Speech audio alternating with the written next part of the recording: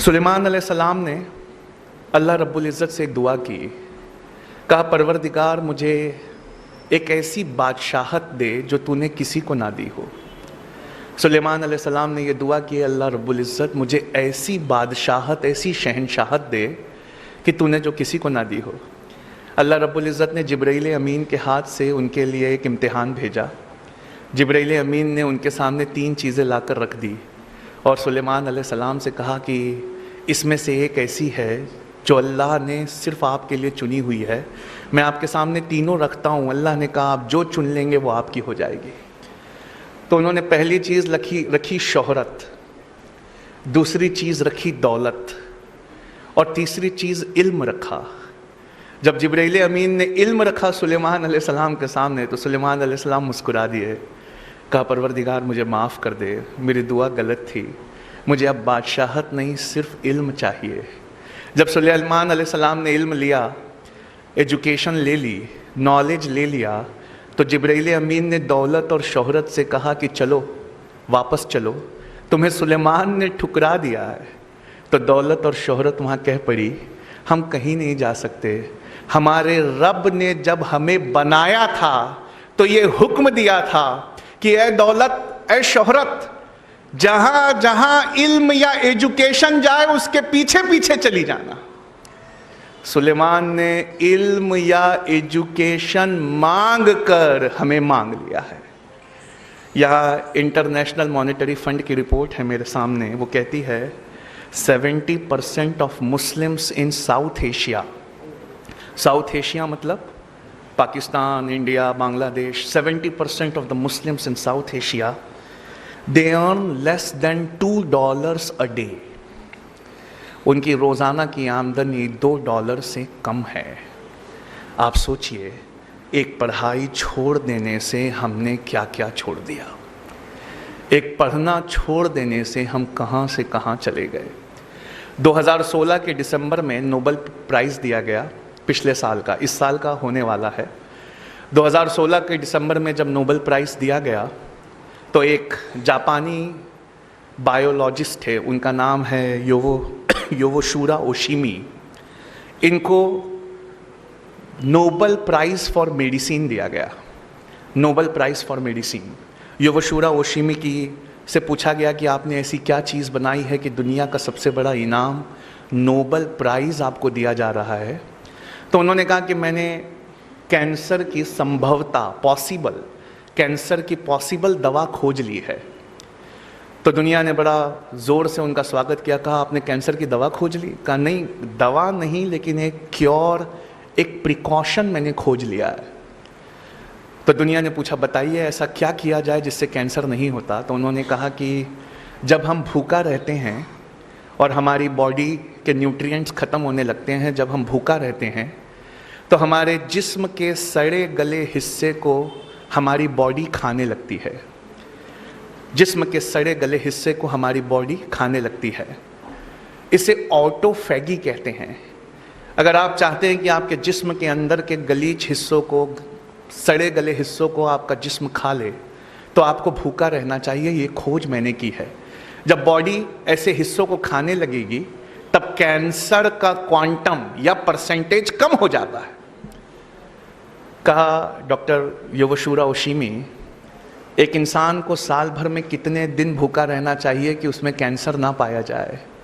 तो उन्होंने कहा 20-25 दिन, तकरीबन 9 से 10 घंटे भूखा रह जाए अगर, तो उसकी बॉडी उसके हिस्सों को खा लेगी, उसे कैंसर नहीं होगा। या रसूलल्लाह सल्लल्लाहु अलैहि वसल्लम, आज समझ में आया आपने मोमिन पर रोज़े फ़र्ज क्यों किए। आज समझ में आया।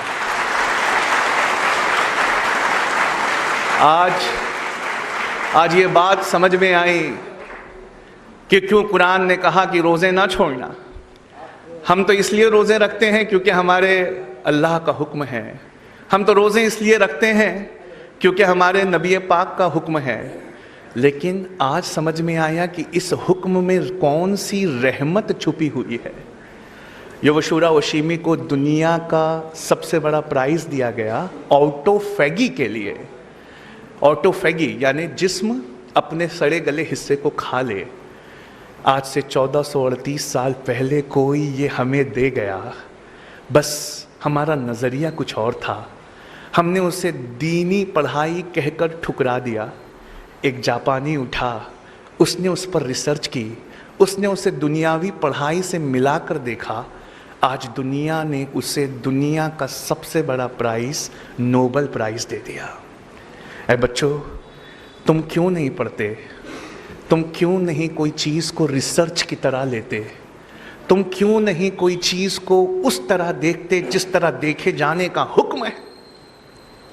अल्लाह रब्बुल इज़्ज़त कुरान में फरमाता है, तुम गौर क्यों नहीं करते कि अल्लाह ने ये कायनात कैसे बनाई है? हम में से कितने हैं जिसने ये गौर किया?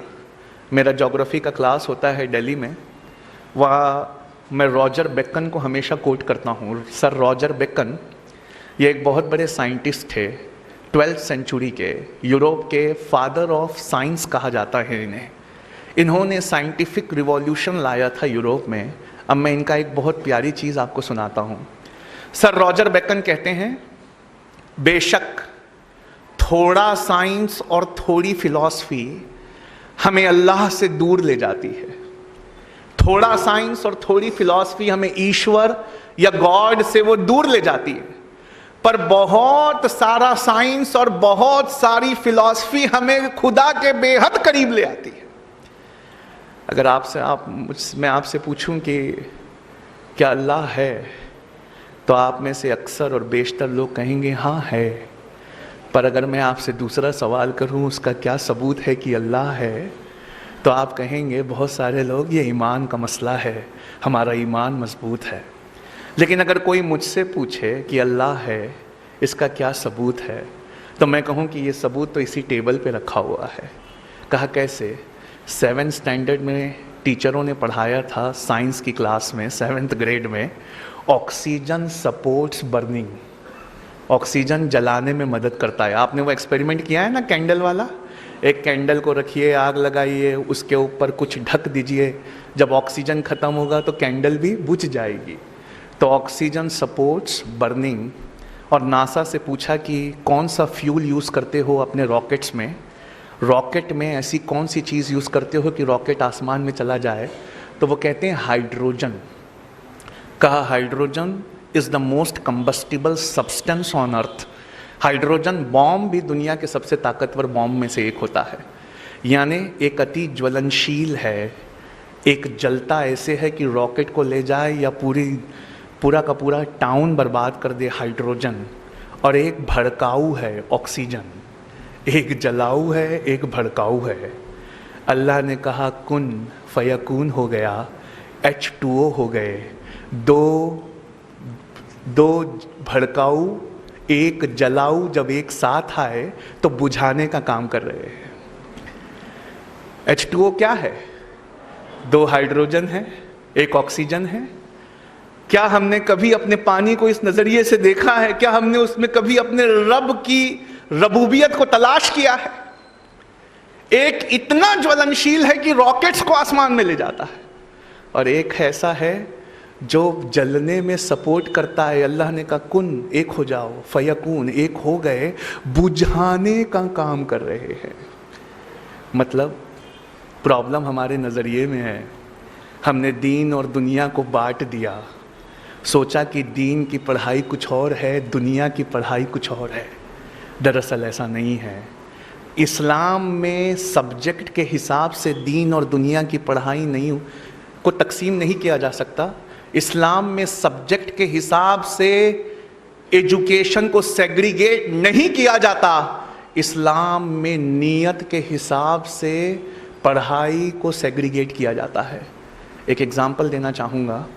मान लीजिए हम में से कोई आलिमत का कोर्स कर रहा है, वो कुरान और हदीस पढ़ रहा है, लेकिन उसकी नीयत ये है कि मैं बड़ा होकर कुरान और हदीस सुनाकर पैसे कमाऊंगा। तो बताइए अब वो दीनी पढ़ाई हुई कि दुनियावी पढ़ाई हुई? दुनियावी हुई। और कोई MBBS कर रहा है, कोई लॉ कर रहा है, कोई इंजीनियरिंग कर रहा है, इस नीयत से कर रहा है कि मैं एक ज़रूरतमंद की मदद करूंगा। तो क्या ये दीनी पढ़ाई हुई कि दुनियावी पढ़ाई हुई? ये दीनी पढ़ाई हुई। मतलब साफ है बच्चों, जो आप पढ़ रहे हो उसमें एक अच्छी सी नीयत जोड़ लीजिए। मेरी पढ़ाई, मेरी रिसर्च, ए अल्लाह, दुनिया के दबे हुए कुचले हुए लोगों के लिए है, मैं उनको एम्पावर करूंगा। डॉक्टर नॉर्मन बोरलॉग ने जब पहली बार ड्वार्फ वेराइटी ऑफ वीट की खोज की थी ग्रीन रिवॉल्यूशन में, डॉक्टर नॉर्मन बोरलॉग ने जब पहली बार गेहूं खोजा था जो दुनिया की भूख मिटा सकता था, तो दुनिया ने डॉक्टर नॉर्मन बोरलॉग से ये कहा था, फादर ऑफ ग्रीन रिवॉल्यूशन से, कि आप जितना सोना मांगे हम उतना सोना देने के लिए तैयार है, जितनी दौलत मांगे हम उतनी दौलत देने के लिए तैयार है, बताइए आप क्या चाहते हैं। उन्होंने कहा मैं कुछ नहीं चाहता, मैं चाहता हूं कि ये गेहूं, ये ग्रीन रिवॉल्यूशन का गेहूं गरीबों में मुफ्त में तकसीम कर दिया जाए। मैं अपनी टेक्नोलॉजी के लिए कुछ भी चार्ज नहीं करूंगा, बस मैं भूखों की भूख मिटाना चाहता हूं। क्या आज़म कैंपस में आज कहीं किसी बेंच पर एक डॉक्टर नॉर्मन बोरलॉग बैठा है क्या? क्या आप में से किसी एक के दिल में ऐसी नीयत है क्या कि मैं अगर दुनिया में कुछ बहुत अच्छा पाया तो मैं वो इस दुनिया के लिए छोड़ जाऊंगा? आपकी नीयतें हैं जो अल्लाह के सामने आपके हिसाब में मदद करेंगी। बुखारी की पहली हदीस अल अमालु बिन्निया है, अमल का सारा दारोमदार नीयत पर है।